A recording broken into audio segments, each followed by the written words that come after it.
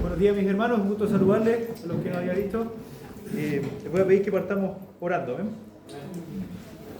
Mi Señor, nos presentamos delante de ti en esta hora, agradecidos, Señor, de poder tener este lugar, de poder estar en tu casa, Señor, el lugar que hemos destinado, Señor, que hemos consagrado para ti. Gracias, Señor, por poder estar cómodos, por poder estar tranquilos. Es un privilegio para nosotros poder reunirnos, estar como familia, Señor. Y sobre todo porque podemos, además de alabarte, Señor, extender nuestra voz a ti, nuestras manos a ti. Sabemos que usted también nos extiende hacia nosotros con su Espíritu Santo y nos toca, y nos enseña y nos guía y conduce a su iglesia, Señor. Gracias por no habernos dejado solos, Señor, sino por haber prometido al Espíritu Santo y haberlo enviado para que muere con nosotros. Le pedimos, Espíritu Santo, en esta hora que nos hable, que nos enseñe todas las cosas que el Señor nos ha enseñado. Que nos permita atesorar lo bueno, Señor, y luchar lo malo que por la debilidad del predicador puede ser expresado. Ayuda a mis hermanos, Señor, por favor, a poner atención y a recibir lo que tú tienes para ellos, y a mí, Señor, a hablar como debo hablar. Ayúdenos, Señor, en el nombre de Jesús. Amén. Bueno, primero quisiera hacer un par de aclaraciones o como... fe de ratas antes de empezar, porque como ustedes saben todavía estamos pendientes de terminar con la oración de Jesús, que hemos hablado ya por hartos meses acerca de Juan 17, de sus implicancias para nosotros, acerca de cómo Jesús a través de esa oración nos mostró su corazón y las cosas que espera de su iglesia. Pero he querido hacer una pausa en este domingo porque es 27 de octubre. Estamos a pocos días de este feriado que tenemos en Chile por el tema de la iglesia, como un día feriado para la iglesia evangélica, y que tiene su origen en la celebración o el recordatorio del 31 de octubre de 1517, cuando Martín Lutero clavó en la puerta de la iglesia de Wittenberg las 95 tesis que fueron el comienzo de lo que se conoce como la Reforma Protestante. Y aunque es un hecho que nosotros denominacionalmente no es tan relevante, porque nosotros somos de una denominación que partió hace 100 y tantos años nomás, sí somos tributarios de esa herencia, de esa historia. Y ustedes saben, los que llevan tiempo aquí en la iglesia, que esta no es la primera vez que hacemos este recordatorio cerca de estas fechas, pero no me gusta dejarlo pasar sin recordarlo, porque para nosotros representa hoy día, sobre todo hoy día, en el tiempo que estamos viviendo, un desafío importante. Que es que, recordando la historia de la iglesia, esta historia que no es tan antigua como los evangelios, nos anima a pensar y a recordar que no podemos cometer los mismos errores que cometió la iglesia, que lo llevó a estar como estaban en el 1500. Y que todavía tiene la iglesia católica sumida en la oscuridad que nosotros conocemos, en toda clase de atrocidades, abusos. Y bueno, no hay necesidad de añadir más calificativos. Entonces, hoy día lo primero que quiero decir es que vamos a hablar de esto, de los principios de la Reforma Protestante. Ahora, otra fe de ratas que necesito hacer es que este esfuerzo es un poco pretencioso, porque voy a intentar en una sola jornada tratar de explicar, resumir una cuestión que es muy larga, es muy compleja. La Reforma Protestante no fue un asunto breve, fue un asunto que duró mucho tiempo. Tuvo muchas manifestaciones, algunas buenas, algunas cosas muy buenas, otras cosas muy malas. Desembocó hasta en guerra, donde nuestros hermanos estuvieron involucrados peleando, matando católicos por aquí y por allá. No tiene sentido, como digo, para este efecto mencionar todas esas cosas. No quiero, como digo, realzar tampoco a los reformadores como dioses o como alguien a quienes venerar. Ellos no eran personas perfectas. Simplemente voy a mencionar algunas de estas cosas, pero pensando, como digo, que esto es un resumen de un resumen.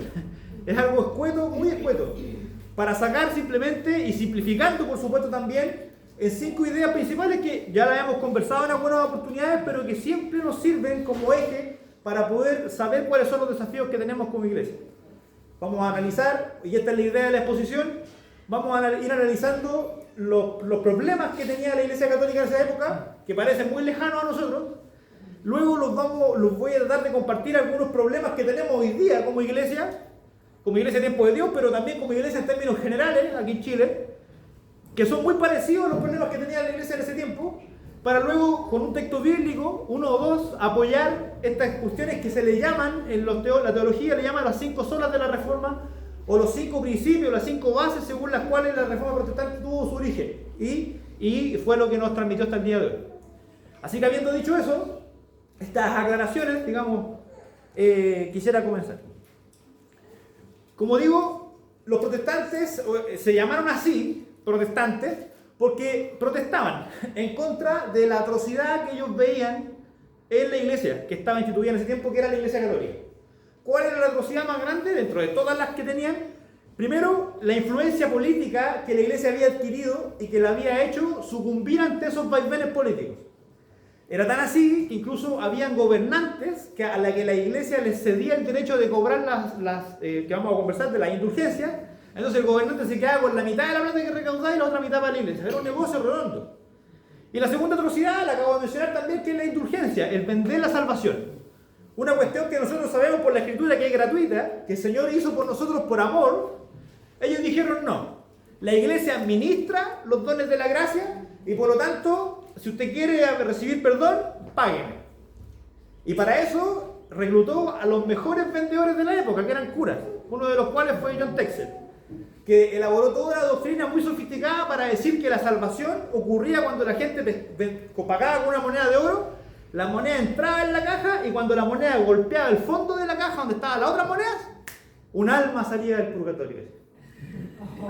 Es ridículo, ¿cierto? ¿Qué tiene que ver esto con nosotros? Hoy día nadie aceptaría algo parecido, pero yo les voy a probar, o voy a intentar probarles, que hoy día hay cosas muy parecidas, si no decir iguales.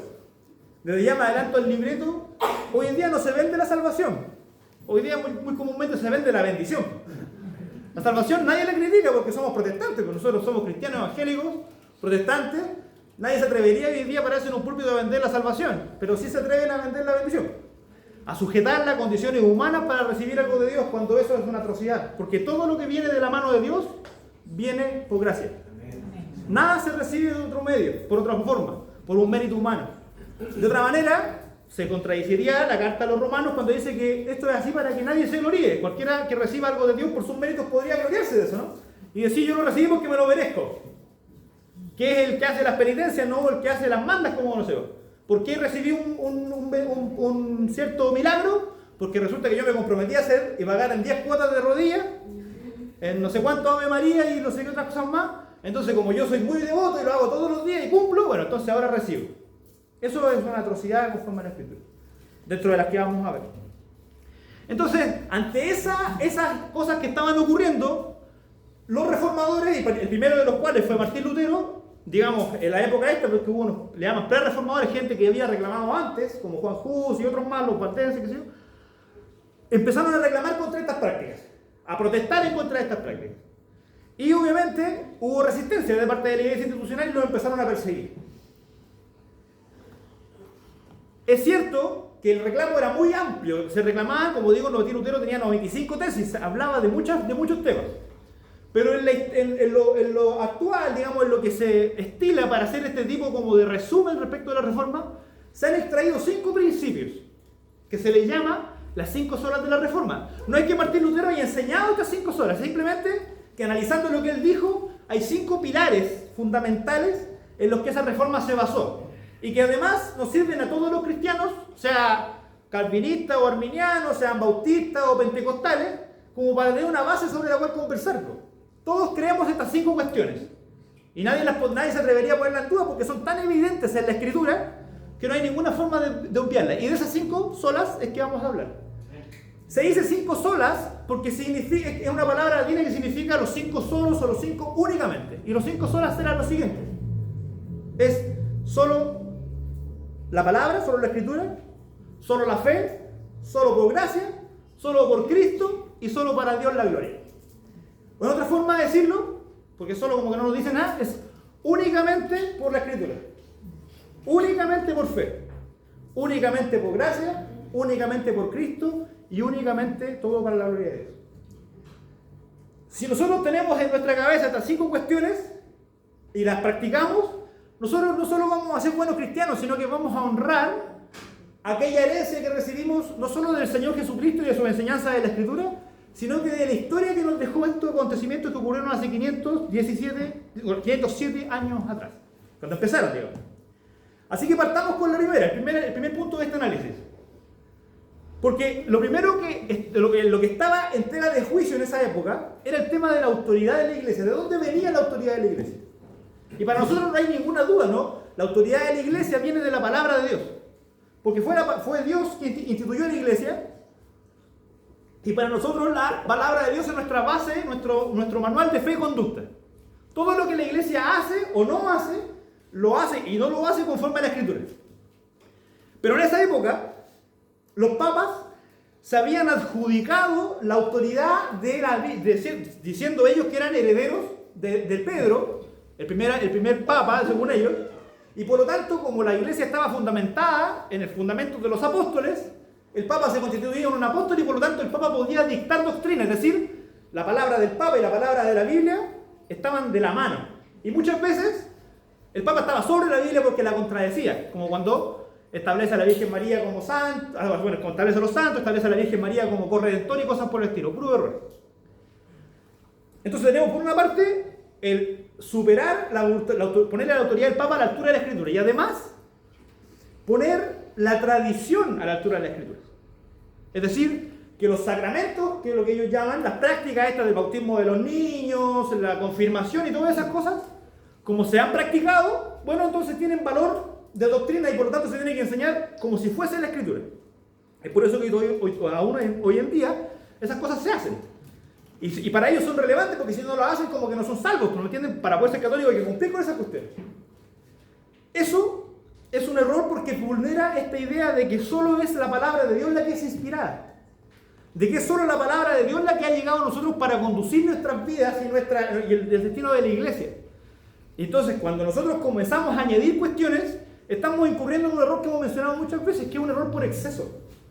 Cuando mentimos, cuando añadimos a una verdad cuestiones que no le corresponden. Y entonces, por lo tanto, lo que ellos hacían era una herejía. Era agregarle algunas cosas a la Escritura que no estaban ahí y que más encima las hacían exigible al resto de la gente. Entonces, ese error parece muy evidente, pero ¿cuál sería para nosotros el problema hoy en día respecto a este principio de la sola Escritura? Si la Biblia no es... ¿Cuál es el ataque? Primero que todo, creo que el relativismo, ¿no? Vivimos en una sociedad donde todo es relativo, donde esa idea está en la cabeza de la gente y por lo tanto la Escritura puede ser verdad como no puede ser verdad. Pero nosotros sabemos que si nosotros vamos a ser cristianos, nosotros tenemos que creer en la palabra para tener un fundamento de fe, ¿no? De otra manera, ninguna cosa de las que están aquí escritas van a ser significativas para nosotros. Si la Biblia es relativa y todo es relativo, da lo mismo lo que creamos. Y por lo tanto, este mismo esfuerzo de estar juntos aquí no tiene sentido. Pero eso sabemos que no es así. El segundo ataque que hay contra la Escritura, o contra este principio de la sola Escritura, es la confusión doctrinal. El problema en esa época era que había poco acceso, porque toda la enseñanza de la Iglesia Católica era en latín.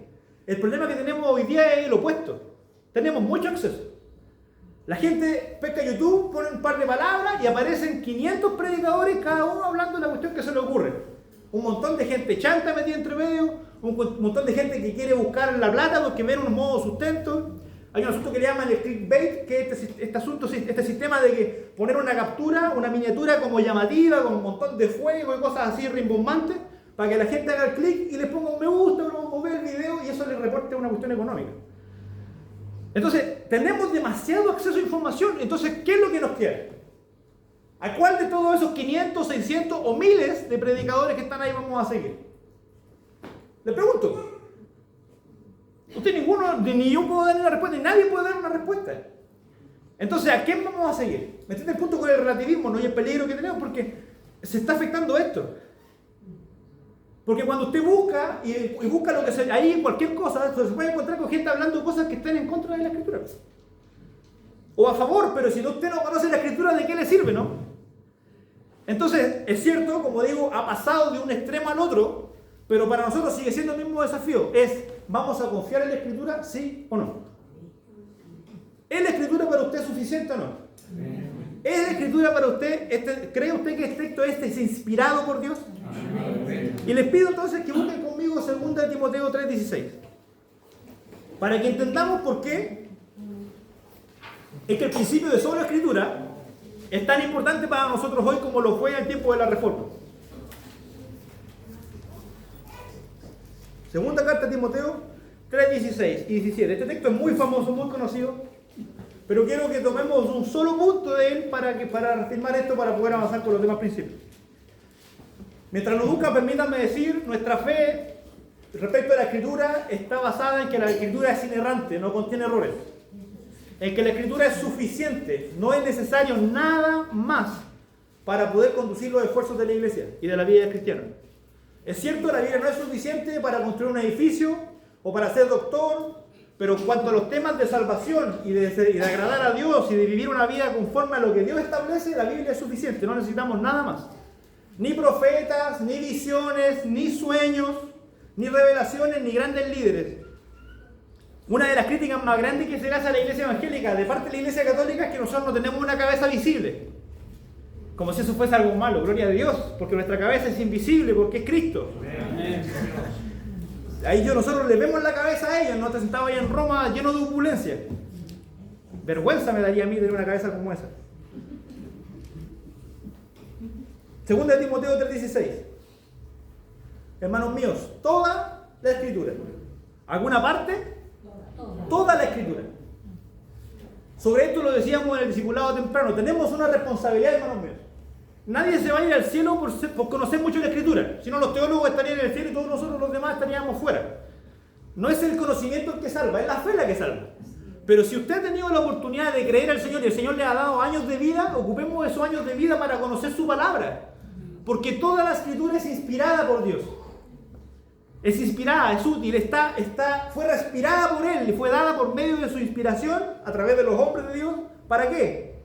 Toda la Escritura es inspirada por Dios y útil para enseñarnos, para redarguirnos o para corregirnos, digamos, para hacernos entender nuestro pecado, para corregirnos, para instruirnos en justicia, a fin de que el hombre o la mujer de Dios sea perfecto o perfecta. ¿Me entienden este punto, no? Si usted quiere vivir una vida no buena, no mejor, una vida perfecta respecto de Dios, es la Escritura la que lo va a hacer.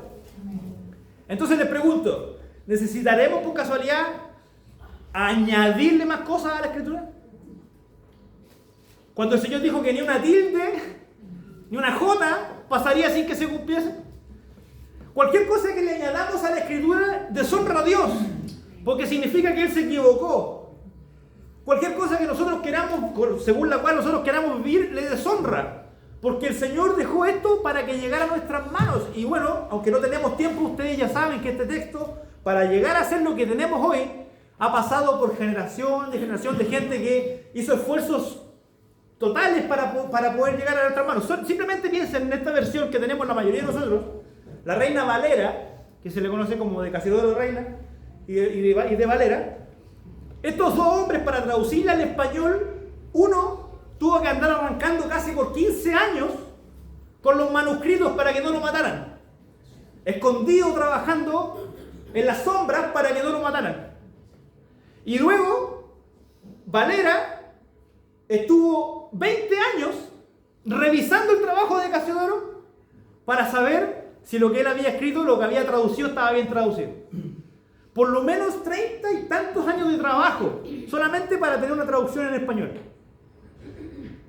Y estoy pensando desde esta época, desde los reformadores en adelante, porque para atrás, para que los textos vinieran a nosotros, tenemos otro montón de gente que conservó estos escritos a través de los papiros, a través de los textos estos luego en las telas, ¿no? Los rollos, aquellos rollos que luego se encontraron en el Mar Muerto, que fueron guardados. Alguien pensó en esconderlos en unos frascos para que no se descompusieran y luego llegaron a nuestras manos para poder tener este texto en nuestras manos. De forma que el esfuerzo no solo fue, por supuesto, del Señor inspirando a estos hombres para conservarlo, para escribirlo, sino que también estos hombres y mujeres dando sus vidas para que este texto llegara a nosotros, temiendo por sus vidas, muriendo algunos en hoguera, siendo ahorcados y torturados. No sé si somos todos muy sensibles, pero hay documentales en internet. La Santa Inquisición, torturadores, curas torturadores, que se profesionalizaron en torturar gente para que negara la fe, para que matara a su hermano y para que quemaran y destruyeran la Biblia. Porque lo único que querían era conservarla para ellos porque era poder. Pero la Escritura no está amarrada. No pudo ser detenida, porque la escritura que fue inspirada por Dios fue protegida por Dios, pero usó hombres y mujeres para esa tarea. Es cierto, es Dios el que ha sostenido a la iglesia, pero ha usado a hombres débiles y a mujeres débiles para hacer esta obra. Y hoy día en 2024 sigue buscando hombres y mujeres para sostener esta tarea. Toda la escritura es inspirada por Dios, útil para enseñar, redarguir, corregir, instruir en justicia, a fin de que el hombre de Dios sea perfecto y enteramente preparado para toda buena obra. No necesitamos nada más que la escritura. Si a usted le gusta ver predicadores en internet, bueno, converse un poco con el pastor y veamos si son personas que tienen doctrina sana. Pero si usted quiere tener más seguridad, no pierda su tiempo. Pesque su Biblia y estudie. Pesque su Biblia y lea. Si le cuesta leer, usted sabe, ponga atención aquí y medir lo que conversamos aquí y va a ser suficiente. ¿Para qué? Para poder ser perfecto, enteramente preparado para toda buena obra. ¿Usted quiere agradar al Señor? Ya sabe que a dónde tiene que buscar. Si usted quiere ser enseñado en justicia, si usted quiere ser instruido por Dios, es la palabra lo que usted necesita. Ningún predicador, ningún video de YouTube, ninguna conferencia a la que haya que pagar para ir, ningún concilio, ninguna reunión especial, ninguna denominación, ningún iluminado, ningún apóstol, ningún ángel que venga del cielo a traer una nueva revelación. Antes que todo eso sea anatema. Es la palabra lo que necesitamos. Este es el primer principio que defiende la reforma. Son las escrituras. El segundo principio se basa, por supuesto, en la escritura. Algunos dibujan, cuando se esquema, se hace como un esquema, un dibujo de las 5 solas, pone la sola escritura abajo, como fundamento. Y luego los pilares de la fe, la gracia y Cristo, sosteniendo luego la gloria de Dios arriba. Eso es simplemente un esquema, se lo menciono porque es muy importante que la escritura sea para nosotros algo relevante. Porque basado en la escritura luego podemos tener la revelación de Dios, ¿no? La revelación que es en Cristo. ¿Por qué? Porque cuando nosotros creemos la escritura, nosotros tenemos que reconocer que en ella lo que se enseña es que la salvación no es por obras, para que nadie se gloríe, sino que es por fe. ¿Fe en quién? La fe así, nosotros lo hemos conversado con los discipulados, ¿no? ¿La fe salva? ¿La fe sola salva? No es la fe por la fe. Es la fe en Jesucristo la que salva. Es la fe en Jesucristo la que salva. Y siendo así, nosotros debemos conocer la Escritura, por supuesto, para poder poner nuestra fe en Él. Entonces, pensemos un momento qué es lo que estaba pasando en esa época otra vez. ¿En qué se estaba confiando? Se estaba confiando en la indulgencia. Las personas, para poder irse al cielo, para poder salvarse, tenían que pagar un papel que le entregaba al cura para decirle: Papa, te ha perdonado 10 años de pecado, 10 años de purgatorio. Otra idea errónea, por supuesto, que no existe en la Escritura, de un lugar donde no hay cielo ni infierno, sino que un lugar intermedio, donde la gente queda esperando, y luego, según paguen, le van quitando años hasta que de repente, ¡pum!, para el cielo. Una invención, una añadidura a la Escritura. Y además, el esfuerzo de obras humanas, que todavía existe, ¿no? Lo que acababa de decir al principio el Señor sobre las mandas. Donde yo hago un esfuerzo de cualquier tipo, ¿no? De oración, de rodillas, de lo que sea, y eso me hace merecedor a mí de los favores de Dios. Pero ¿no dice acaso la Escritura que nuestras justicias delante de eso como trapos de inmundicia? Aún tu mejor día, el día más cristiano, el día más parecido a Cristo, en ese día hay pecado. Y delante de Él, ese mejor día no sirve para nada, porque podría ser el vestido más hermoso, más bello, pero si ese vestido tiene manchas, nadie se lo va a querer poner, menos el Señor, aunque sea una mancha. Y el apóstol Juan nos dice que el que dice que no tiene pecado es mentiroso, de forma que si todos tenemos pecado, todos estamos destituidos de la gloria de Dios. Pero gloria a Dios porque somos justificados gratuitamente por Jesucristo, los que hemos venido a refugiarnos en Él. Por eso es tan importante este segundo principio, porque no hay ningún sacramento que nos salve, no hay ninguna indulgencia que salve.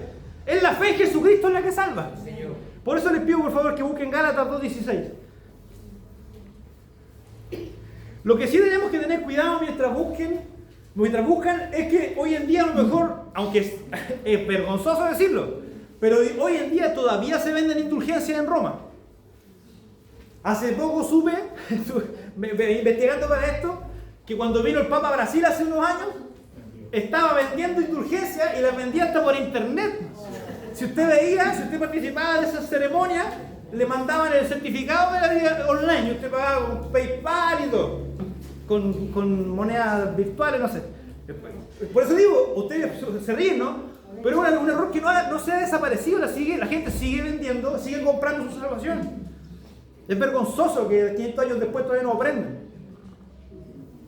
Pero hoy en día, dentro de la iglesia evangélica, de todas formas tenemos indulgencias modernas, ¿no?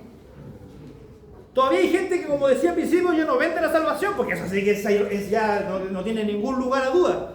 Pero venden la bendición, pues. Esos que hacen esos pactos financieros con Dios, siembre harto y coseche harto. Deme su tren, ¿qué tiene joya? Hagamos un pacto al tiro, me pasan las joyas, me las llevo yo, me las vendo yo, me hago rico yo, pero usted va a recibir a 100 por uno, una inversión. Eso es una indulgencia moderna. La bendición de Dios al precio de lo que usted tenga en su bolsillo. El Señor lo reprenda. Porque la bendición de Dios nadie la puede administrar, nadie la puede vender ni multiplicar. El Señor la da conforme a su corazón bondadoso. Porque Él tiene un corazón bondadoso por su pueblo. Él es el buen pastor. ¿Qué va a vender? ¿Qué va a exigir? ¿Qué le exigió a los suyos? Miren. Si Él fue el que dijo, más bienaventurado dar que recibir. Él es el que practicó esa bienaventuranza. Él no vino a servir, no vino a ser servido, Él vino a servir. Tenemos hoy día este problema dentro de la iglesia, que tenemos esta gente que vende sus indulgencias modernas, ¿no? Incluso nosotros a veces caemos en este error, y esto se va a vincular luego con lo de la gracia, pero pensamos en que cuando actuamos bien, como cuando nos portamos bien, entonces ahí Dios me bendice. Pero si resulta que yo me doy cuenta que he cometido un pecado, yo estoy privado de la gloria de Dios y de su presencia, y no puedo orar. Hay gente que tiene eso en su corazón y que carga con un pecado, carga con el pecado que tiene y no entiende que si hemos pecado, abogado tenemos para con el Padre. Si confesamos nuestros pecados, Él es fiel y justo para perdonarnos y limpiarnos. ¡Gloria a Dios! Porque todos tenemos pecado, ¿no? Pero si confesamos nuestros pecados, Él es fiel. Él es justo para perdonar el pecado y limpiarnos de toda maldad. Gracias, Señor. Sin pagar nada. Por la gracia suprema y soberana de Jesucristo. Gloria a Dios. No hay bendición que esté sujeta a méritos humanos. Es por fe. Es por fe. Leamos Gálatas, por favor. Gálatas 2:16.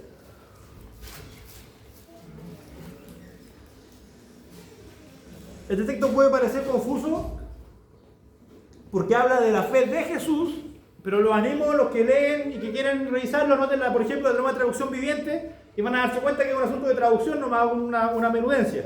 La fe de Jesús y la fe en Jesús es exactamente lo mismo. No sé, por ese sentido no se preocupen. Lea la versión NDB para que me crean. Dice el texto así: sabiendo que el hombre no es justificado por las obras de la ley, sino por la fe en Jesucristo o de Jesucristo. Nosotros también hemos creído en Jesucristo para ser justificados por la fe de Cristo y no por las obras de la ley, por cuanto por las obras de la ley nadie será justificado. Las obras de la ley se refieren a las normas de la ley de Dios, ¿no? Al no matarás, a todo el Pentateuco. Nadie va a ser justificado por eso. Romanos 13 se encarga de decir lo mismo, el 2 y el 3 se encarga de eso. No hay justo ni aún uno. No hay quien entienda, no hay quien haga lo bueno. Todos se desviaron, aún se hicieron inútiles.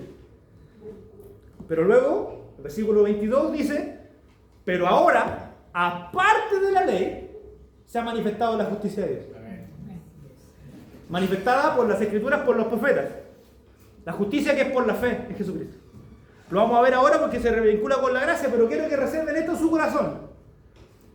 La base de la reforma era dejar de lado los sacramentos, entender que no salvaban ni ninguna indulgencia, ni ninguna cosa humana que pudiésemos hacer. Nadie va a ir al cielo por portarse bien, porque nadie se porta suficientemente bien como para ir a merecer ese cielo. Todos hemos pecado y estamos destituidos de la gloria de Dios. Todos.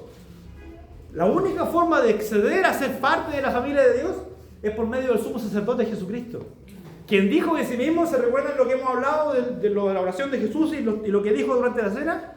Juan 14:6, yo soy el camino del creyente, yo soy la verdad del creyente y yo soy la vida del creyente. A Él necesitamos. Y es la fe en Él la que salva. Segundo principio, entonces, tenemos primero la sola Escritura, el segundo la sola fe. Tercero, solo gracia. Es evidente que cuando miramos esa época y vemos lo que yo les decía recién de la indulgencia, es evidente que la salvación para ellos no es por gracia, no es un regalo. Eso significa gracia, un regalo que usted no se merece.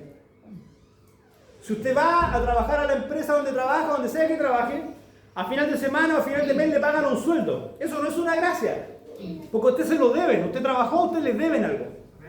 Pero les digo aquí a algunos que se ponga de pie y me diga si Dios le debe algo a usted o no. Los que hemos trabajado en la iglesia por décadas. El pastor, que lleva una pila de tiempo aguantándonos a todos nosotros. Él ya se lo debe merecer, ¿no? ¿O es por gracia? Es por gracia. Es por gracia, pero para ellos no lo era. Había que pagar para poder salir de un lugar intermedio, una cárcel, para purgar. Eso significa purgatorio, un lugar para purgar, para pagar, para expiar. Además tenían este asunto no solo del lugar espiritual de penitencia, sino que tenían el lugar físico de penitencia, que era donde iban a confesar pecados, que todavía existe eso, y además la penitencia física, los curas se pegaban, se azotaban, ¿y cuánto? O sea, tendríamos que estar todo el día en eso. El mismo Martín Lutero, cuando cuenta acerca de su conversión, él dice que pasaba 5 o 6 horas diarias confesando pecados, porque si ¿cuánto podemos pecar en un día si somos criaturas caídas? En nuestra carne no está hacer el bien, dice el apóstol Pablo. Nosotros está el querer hacer el bien, pero no el hacerlo. Entonces, si dependiera de nuestra fuerza, por supuesto, no hay lugar, no hay forma, ¿no? Pero como la salvación no es por tu fuerza, ni por tu mérito, ni por tu esfuerzo, es una gracia, es un regalo, es un lugar de descanso. La carta de los Hebreos, hablando acerca del pueblo de Israel, hace un paralelo con nosotros, dice que entrando en el reposo de Dios, de la fe. Porque cuando uno cree, descansa de sus obras. Porque si uno se da cuenta que no hay nada que usted pueda hacer para agradar a Dios, entonces se confía en la obra de Jesucristo para poder ser salvo. Piensen un momento conmigo en ese ladrón, que siempre lo traigo a colación porque creo que el caso más abyecto, pero un ladrón, un hombre, quizás qué maldad había hecho para merecerse la cruz. Y estando junto al Señor en la cruz, lo único que le quedó por hacer, o sea, lo único que pudo hacer fue decir: Señor, acuérdate, ni siquiera llévame. No le pidió mucho, como piensa en mí. Cuando esté en el paraíso, reconoció que él era Jesús, puso su fe en él, y el Señor le dio descanso, no le dio descanso. Hoy día vas a estar conmigo en el paraíso. A una persona que merecía la cruz. Merecía el castigo, igual que tú, igual que yo. Merecemos una eternidad en el infierno. Y eso tiene que traer dolor, o sea, eso trae dolor cuando uno llega a la cruz y sabe que delante de la cruz uno es indigno, que uno es pecador, que uno ha fallado al Señor y que sigue fallándole. Como la historia del profeta, que la mujer que se le iba y lo engañaba y se iba con otros hombres.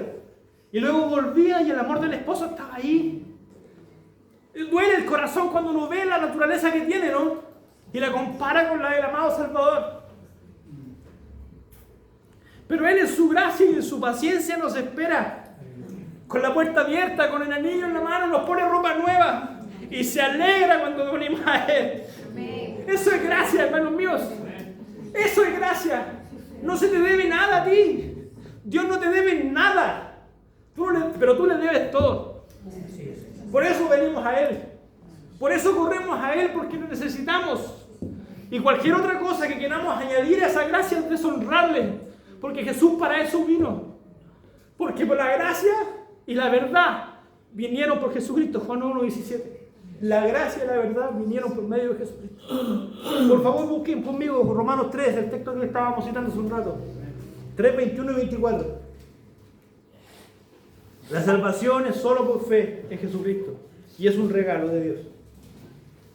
Todo don perfecto desciende de lo alto. Por eso, hermanos míos, no cometamos el error de añadir mérito humano.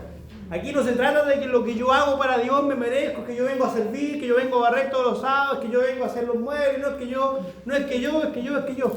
Eso no sirve para nada. La bendición de Dios es para ti por la obra del Señor.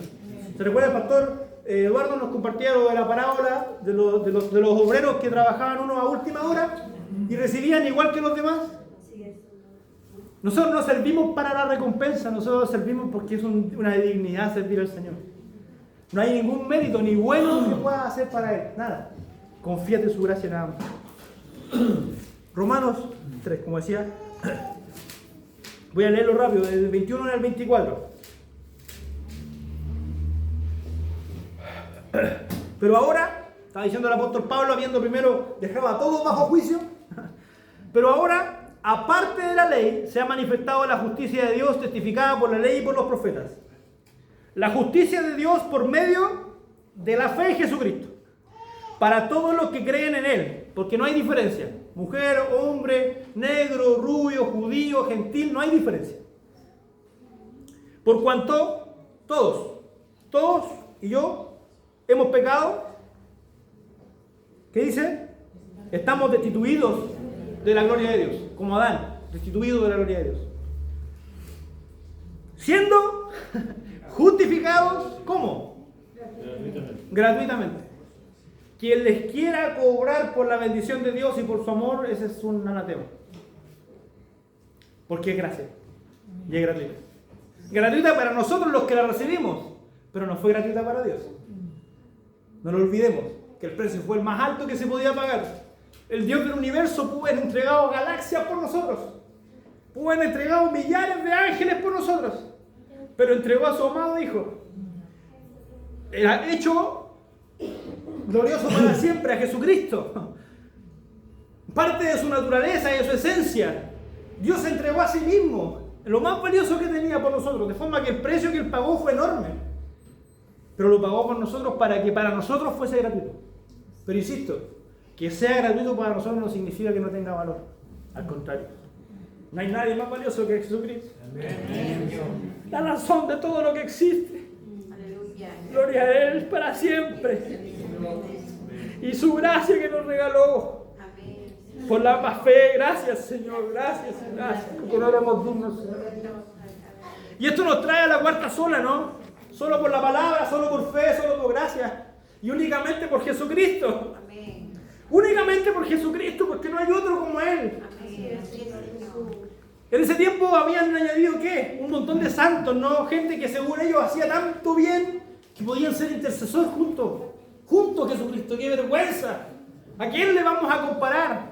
Y luego elevan a la Virgen María, que no hizo nada, excepto, era una buena mujer, por supuesto, ninguna otra como ella, bendita entre todas las mujeres, es cierto. Pero no hizo ningún mérito como los de Jesús, como para llamarle, como ellos le llaman, corredentora. Si la redención es por medio de Jesús, el todo valioso, Jesucristo, el Hijo de Dios. Ellos le habían unido un montón de cosas, habían puesto gente a su altura y nosotros no podemos cometer ese error. Hoy día no es tan evidente, ¿no? Pero hay gente todavía que endiosa a sus líderes y tiene por allá arriba sus denominaciones y pelean unos por otros como si fuésemos de una bandera. Pero ya nos decía Pablo, no, yo no soy ni de Apolo, ni de Pedro, ni de Pablo. Soy de Cristo. De Cristo, hermanos míos. Si esa es nuestra pertenencia, esa es nuestra bandera, ese es nuestro lugar.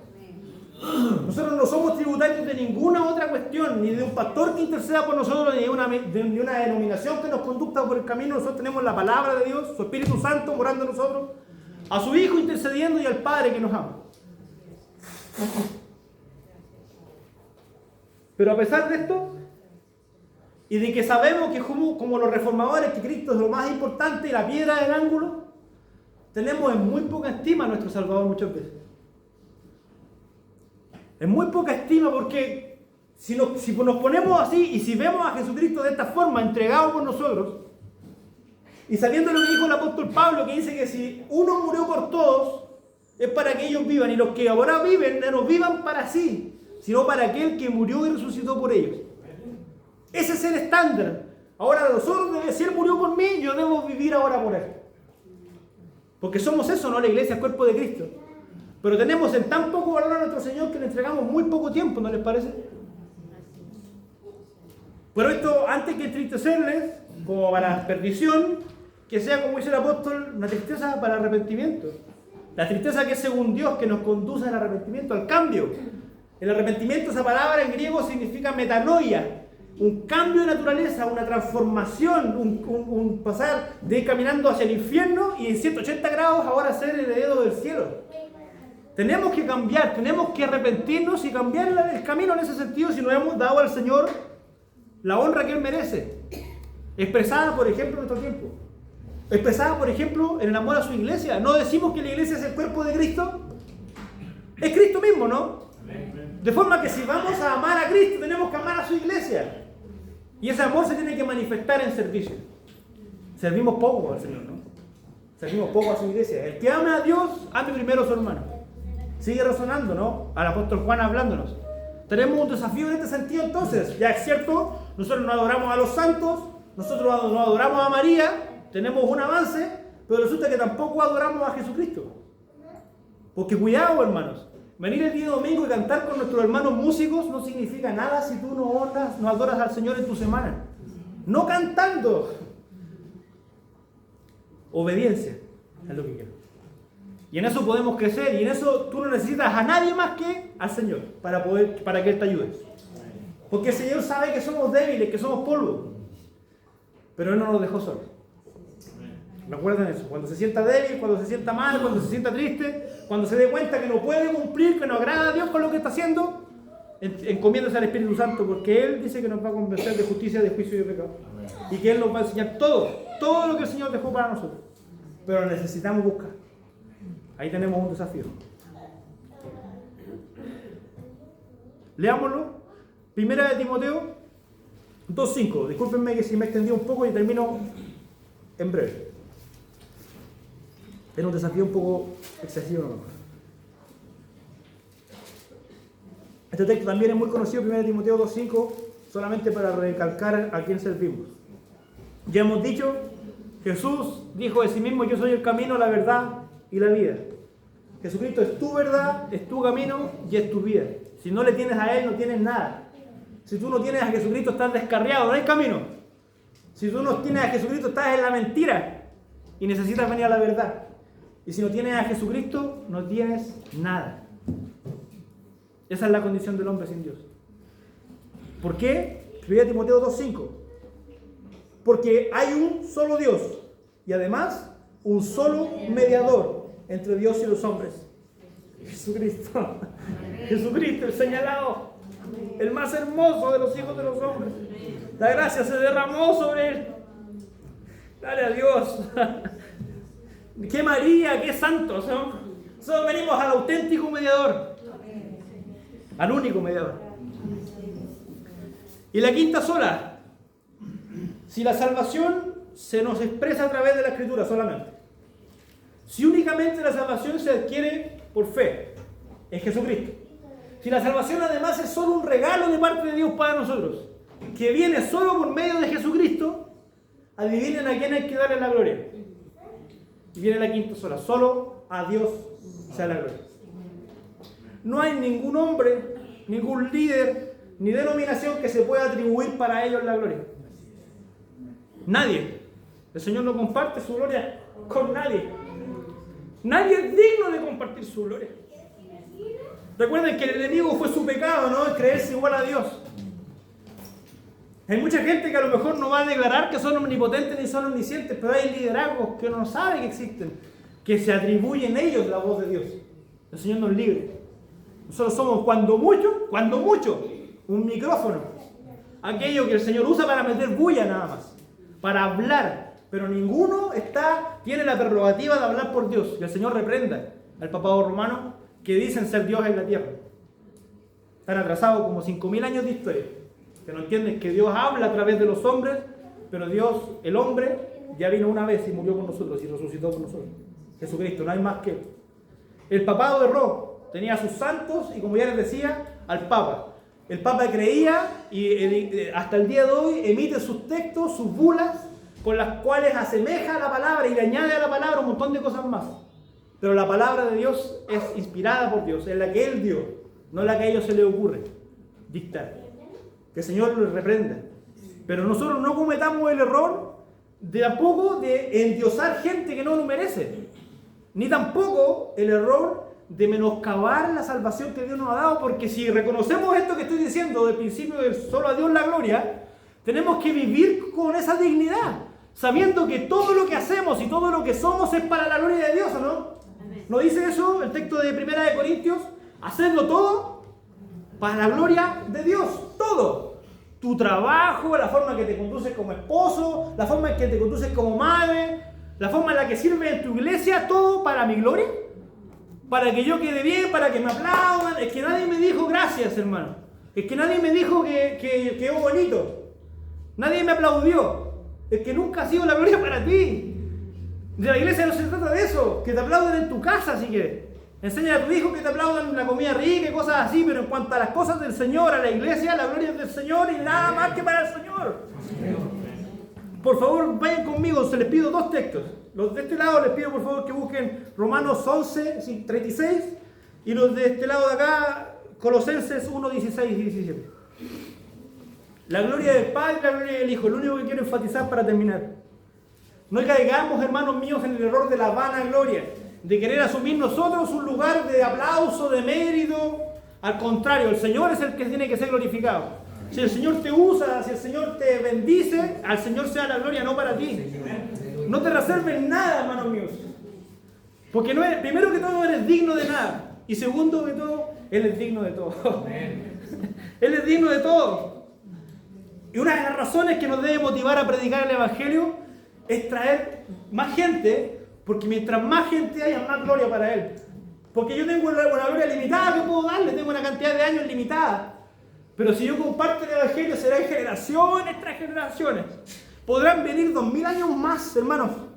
A veces no pensamos en eso, pero estamos hablando de gente que vivió hace 500 años. Y si pasaran 500 años más, ¿qué se va a decir de Forestal y de esta iglesia? ¿Algún día estará este lugar cerrado? Que lo ocupen a lo mejor para hacer una fiesta. Que pasen 20, 40, 100 años y que este lugar termine siendo una bodega. ¿De qué va a depender?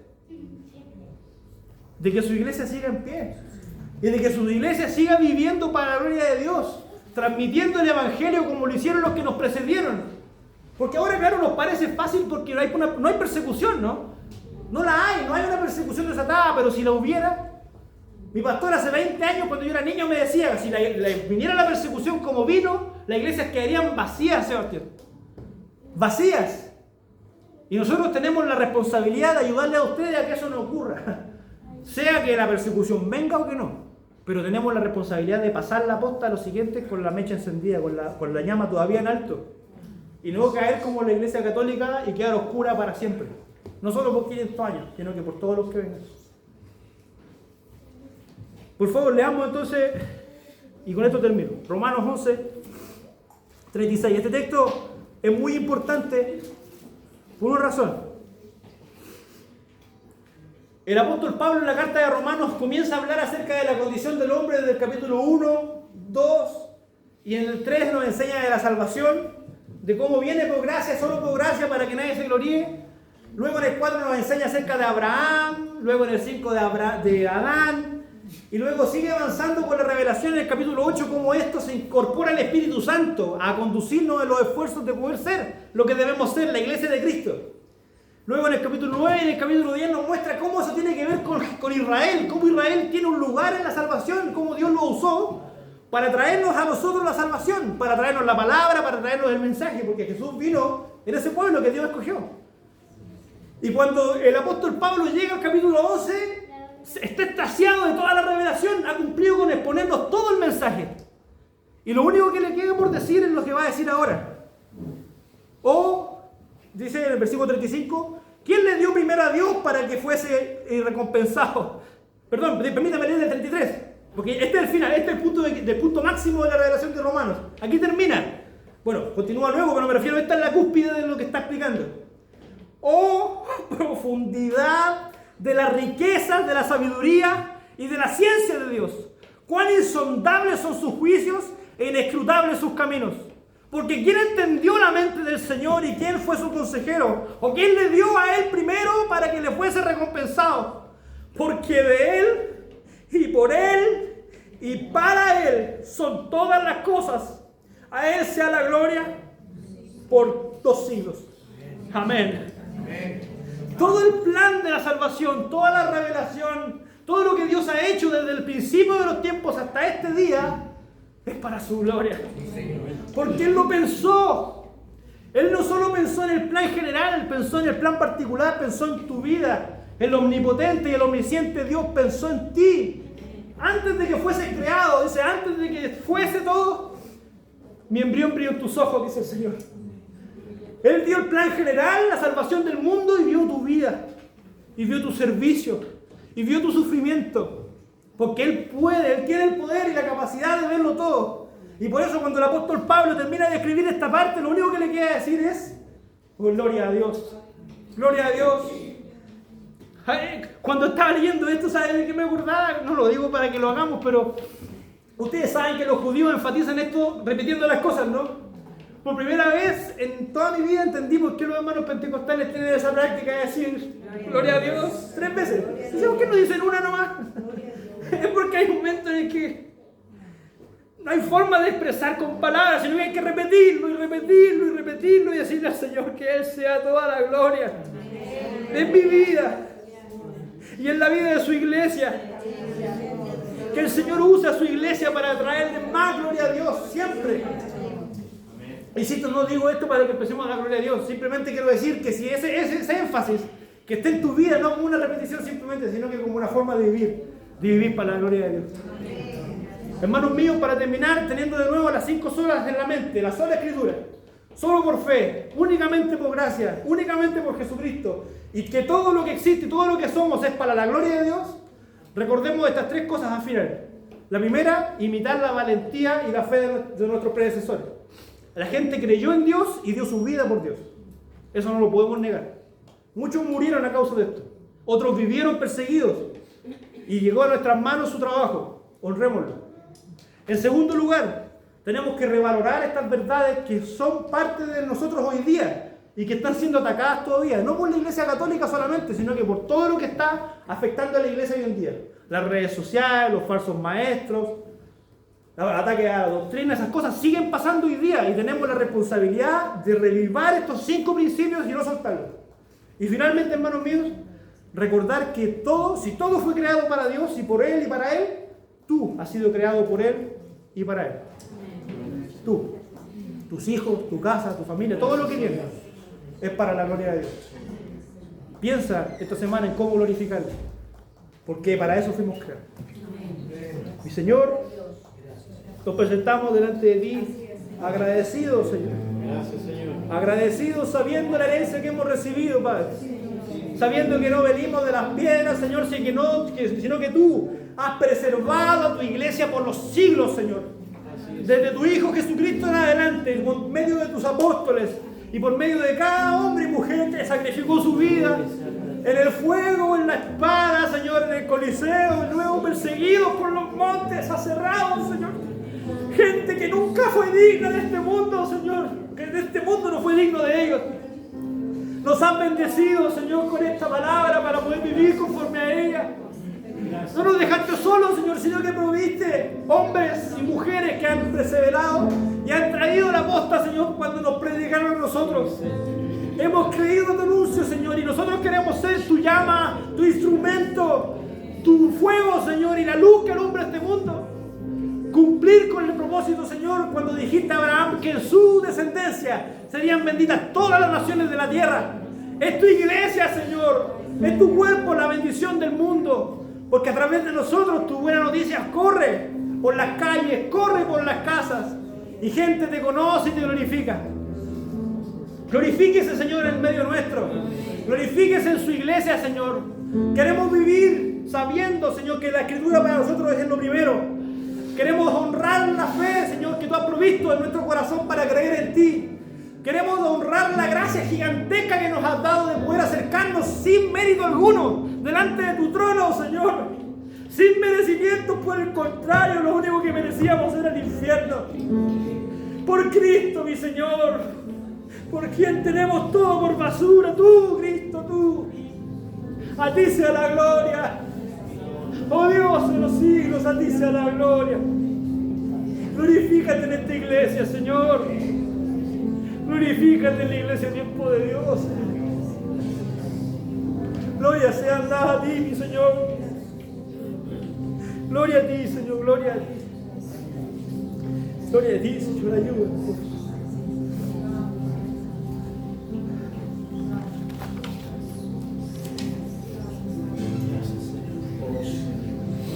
Gloria al Señor por su palabra.